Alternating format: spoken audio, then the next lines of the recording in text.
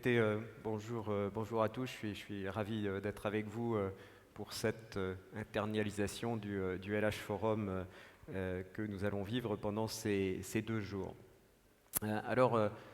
Effectivement, moi, je pilote une entreprise, donc Accenture en France.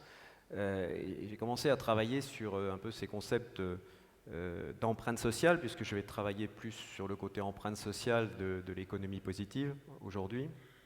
Et j'ai commencé à travailler quand je suis devenu président, en fait, dans les années 2007, 2008 et 2009. Et là, manque de chance, c'était la crise, une crise importante, et où effectivement il fallait prendre des positions pour restructurer l'entreprise et pour la rendre pérenne sur le long terme. Et moi, à cette époque, j'avais refusé de faire un plan social en disant c'est pas comme ça qu'on va arriver à piloter l'entreprise. Ce qui est toujours difficile parce que vous avez toujours une interrogation en disant attention, conserver l'emploi c'est bien, mais est-ce qu'on ne fait pas prendre un risque pour l'entreprise? Alors être chef d'entreprise aujourd'hui, ça devient compliqué parce que d'un côté, il faut assurer quand même la croissance, il faut assurer la pérennité, il faut assurer la rentabilité, sinon on n'avait pas les moyens d'investir ni dans la formation, ni dans les hommes, ni dans les produits, ni dans les offres. Et puis Jacques nous dit il faut que maintenant que l'entreprise elle soit positive. Alors je dis à Jacques, aïe aïe aïe, le pauvre patron, lui, il faut qu'il fasse tout en même temps, ça va être compliqué. Et moi, je suis arrivé à une conviction profonde, c'est qu'en fait, si l'entreprise n'est pas positive, et on va essayer de voir comment on peut mesurer, eh bien, en fait, on n'arrive pas à atteindre les autres objectifs de croissance, de prise de position et de rentabilité à l'intérieur de l'entreprise. Et à partir du moment où vous avez cette conviction, alors l'action devient beaucoup plus facile. Alors on a travaillé avec une dizaine de patrons d'entreprise, dont Arnaud Ventura, qui est de Planète Finance, le directeur général de Planète Finance. Et on a essayé de réfléchir sur la façon d'injecter plus de long terme dans le pilotage de nos entreprises. Et alors finalement, prendre quelques transparents, voilà, prendre quelque chose de très simple, on a eu ce concept de dire que pour piloter une entreprise, il fallait travailler sur 3 leviers qui étaient assez simples. Le levier économique, le levier environnemental et le levier social, et d'en faire des leviers qui soient des leviers stratégiques de l'entreprise. En disant finalement sur ce concept de l'arbre, si l'arbre est l'entreprise, pour qu'elle puisse tirer parti des fruits de la croissance, il faut qu'elle soit ancrée sur ce terreau, qui soit à la fois social, environnemental et économique, que les 3 sont aussi importants les uns que les autres. On voit bien que sur cet arbre, si les racines de l'économie ne sont pas profondes, et si l'économie, qui peut être le financement de l'entreprise, ne peut plus être assuré, alors à ce moment-là, l'arbre ne peut pas se développer. C'est la même chose sur l'environnement et sur le social. Si l'environnement ne permet pas à l'arbre de se développer, cette fois-ci environnement en termes environnemental, l'arbre ne peut pas se développer. Et sur le social, c'est la même chose. Mais une prise de conscience aussi des externalités positives et négatives de l'entreprise sur cet environnement. Alors, externalités positives et négatives sur cet environnement, qui peut effectivement aussi détruire le terreau. Et si le terreau n'est plus là, l'arbre meurt aussi. Donc l'arbre a une fonction de régénération du terreau au travers des feuilles qui vont tomber, mais peut-être aussi de travailler avec les arbres qui sont autour. Bon, c'est ce concept qu'on a essayé de développer et sur lequel je peux aller un tout petit peu plus loin. Externalité positive ou négative de l'entreprise sur son système, sur son écosystème. Si je prends l'empreinte sociale, finalement, c'est quoi? C'est l'impact des politiques sociales de l'entreprise sur ses employés, sur ses partenaires, qui peuvent être ses sous-traitants, et sur la société. Et se dire aussi qu'une entreprise ne peut pas se développer dans une société où ça serait le chaos social, comme si c'était le chaos environnemental. Dans l'environnement, on le comprend bien, c'est Tchernobyl autour de cette salle, on ne serait pas ici. Dans l'économie, on le comprend. Crise de liquidité, les banques ne financent plus les besoins de trésorerie des entreprises, les entreprises meurent. Dans le social, c'est pareil. Est-ce qu'une entreprise peut durablement se développer dans un pays où 25% des jeunes sont au chômage? La réponse est non, et dans certains pays, c'est 50%. Donc prise de conscience que ces entreprises sur le plan social ont besoin de s'occuper de leur écosystème social pour pouvoir aussi trouver les talents dont elles ont besoin pour développer cet arbre. Donc à partir du moment où on a mis ça en place, l'empreinte devient un des leviers stratégiques de l'entreprise. Alors après, on s'est dit, mais finalement, comment arriver à mesurer ce côté interne et externe? Est-ce qu'on peut dégager un index positif ou négatif de l'entreprise, mais surtout un index qui permet de faire des marges de progrès pour l'entreprise? Ce qui est important, ce n'est pas la multiplication des index, parce qu'on en est abreuvé, mais se dire pour nous, chefs d'entreprise, comment arriver à avoir des outils simples, pragmatiques, qui permettent de faire progresser l'entreprise, toujours avec une notion de durée et de long terme. Sur ce schéma très simple et très simpliste, qui décline des indicateurs derrière, sur la partie droite, vous avez l'empreinte interne de l'entreprise, et sur la partie gauche, vous avez l'empreinte externe de l'entreprise. Quelques éléments, je ne vais pas vous abreuver d'éléments, mais il est clair que pour une entreprise aujourd'hui, garantir l'emploi à vie dans l'entreprise n'est pas possible. Par contre, ce que l'on se doit, c'est garantir l'employabilité. Les mesures d'employabilité, qui est un des index, mesures d'employabilité peuvent être à la fois sur la formation, le taux de formation, mais aussi le taux de rotation des postes que vous avez à l'intérieur de l'entreprise. Bon, des exemples simples pour monter en employabilité, faire monter en employabilité interne ou externe vos collaborateurs. Ce qui est important ici, c'est ce qu'on disait tout à l'heure, préparer les générations futures aux transformations. Ces transformations, elles existent et elles sont de plus en plus rapides. La digitalisation de l'économie est quelque chose qui s'accélère.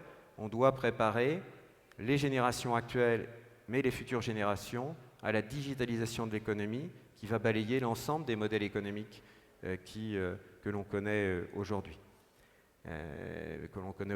Et qui ne seront pas une juxtaposition d'un modèle économique nouveau à côté d'un modèle économique ancien, mais qui seront la création de nouveaux modèles économiques, et ça dans toutes les industries. L'anticipation du changement est aussi un indicateur important, la mobilisation des talents. Ça, c'est le côté interne, et puis sur le côté externe, c'est effectivement l'impact que l'on peut avoir sur la société, sur l'entrepreneurship, sur les relations qu'on peut avoir avec ses clients et le comportement qu'on peut avoir avec ses clients ou avec ses fournisseurs, sur l'éthique du business et sur le développement des skills dont on va avoir besoin dans le futur, toujours en anticipation. Ça me paraît important que les entreprises puissent peser sur leurs écosystèmes. Les jeunes, effectivement, le chômage des jeunes, qu'est-ce qu'on fait dans un environnement où ces jeunes sont au chômage? Comment peut-on leur donner des skills qui bénéficieront à l'entreprise, aux entreprises demain? C'est ça, cet équilibre qu'il faut avoir. Quand on a travaillé sur ces index et qu'on a essayé de les mesurer, on s'est dit finalement, on s'aperçoit qu'il y a des entreprises qui par essence sont, alors on ne les appelait pas positives puisqu'on avait commencé un petit peu avant, on disait pollinisatrices. Et puis des entreprises qui étaient destructeurs de valeur. Du point de vue social, la question qu'on pouvait se poser, c'est de dire est-ce qu'il n'y a pas des cycles à l'intérieur de l'entreprise? Est-ce qu'une entreprise peut toujours être positive, pollinisatrice comme je le disais, ou est-ce qu'elle n'a pas des cycles où à un moment donné elle devient destructrice de valeur? Ça c'était la première question, on n'a pas toutes les réponses. Par contre ce que l'on sait, c'est qu'on doit se mettre dans cette perspective de long terme. La deuxième question, c'était la question des profils. Si je prends cet exemple concret, vous pouvez avoir une entreprise qui a ce profil de radar. L'idée du radar étant toujours la même et très simple, c'est de dire je dois progresser par rapport à cette photographie, ce que disait Cédric tout à l'heure. Le problème, c'est la question qu'on pouvait se poser, c'est de dire en fonction de mon modèle économique, de mon business model, en fonction de ma culture, en fonction de mon positionnement sur le marché, est-ce que je dois systématiquement couvrir l'ensemble du radar? Donc on s'est aperçu que d'autres entreprises avaient des profils différents. Et donc là, la question se pose, se dire est-ce que moi qui suis dans le rouge, le radar rouge, je dois tout faire pour progresser dans le vert ou pas? Et ça ramène à des politiques qui, eux, veulent nous amener dans l'ensemble du spectre du radar. Et donc les injonctions, nous font des injonctions à l'intérieur des entreprises pour nous forcer, ce qui de mon point de vue est contre-productif à la fois du point de vue du dialogue social et de l'efficacité. Et la troisième entreprise, elle peut être dans le violet. Voilà. Et ce qui est important finalement, les conclusions de nos travaux, c'était de dire, bon, ça sert à rien et c'est contre-productif d'avoir une entreprise rouge qui doit passer dans le vert. Ce qui est important, en fait, c'est la complémentarité des spectres sur un territoire, dans un pays, sur un continent. Donc en fait, ça sert à rien, c'est contre-productif. Ces mesures seraient contre-productives si elles nous forçaient à tous nous retrouver dans le même spectre, parce qu'on n'a pas les mêmes modèles économiques, on n'a pas les mêmes positionnements et on n'a pas les mêmes cultures d'entreprise. La complémentarité des empreintes est certainement une des solutions qui permettront de régler les problèmes d'aujourd'hui pour les générations futures, sans forcer les entreprises à tordre leur modèle économique et finalement à devenir contre-productives sur leur marché et ne plus arriver à générer à la fois la croissance et la rentabilité dont elles ont besoin pour pouvoir nourrir les investissements qui la rendront pérenne au cours du temps. Là, c'est une notion qui nous paraît fondamentale. Donc il est fondamental aussi d'arriver à faire ces mesures à l'intérieur de l'entreprise. Alors pour l'instant, ça reste encore bien sûr perfectible. On en parlait avec Cédric hier ou tout à l'heure avant la réunion, en disant finalement, est-ce qu'on ne pourrait pas donner un espèce de capital de positivité à une entreprise et puis d'essayer de la mesurer au fil du temps pour voir comment elle évolue. Qu'est-ce que l'entreprise fait de ce capital? C'est certainement une voie sur laquelle il faut continuer à travailler. Cette prise de conscience, en tout cas des différentes empreintes, me paraît fondamentale pour aller un cran plus loin et pour essayer d'anticiper les problèmes que la société va avoir à affronter, qu'elle doit affronter aujourd'hui à court terme et qu'elle aura à affronter encore demain avec les modifications fondamentales, je dirais, de la société. Je n'ai parlé ici que de l'empreinte sociale par rapport au concept d'entreprise positive qu'on essaye de développer. Bien entendu, il faut rajouter les indicateurs plus environnementaux, l'empreinte carbone en fait partie, et puis bien sûr les indicateurs plus économiques. Et une fois qu'on arrive à avoir cette batterie d'indicateurs, on peut arriver à peut-être, en tout cas c'est l'idée qu'on en a, de construire un index de l'entreprise positive. Et surtout, ce qui nous paraît, nous, important, c'est pas d'en faire un élément marketing de publication, ça ne sert strictement à rien, mais c'est d'en faire un élément moteur du pilotage de l'entreprise, de compréhension des leviers sur lesquels on doit actionner pour pouvoir arriver à progresser.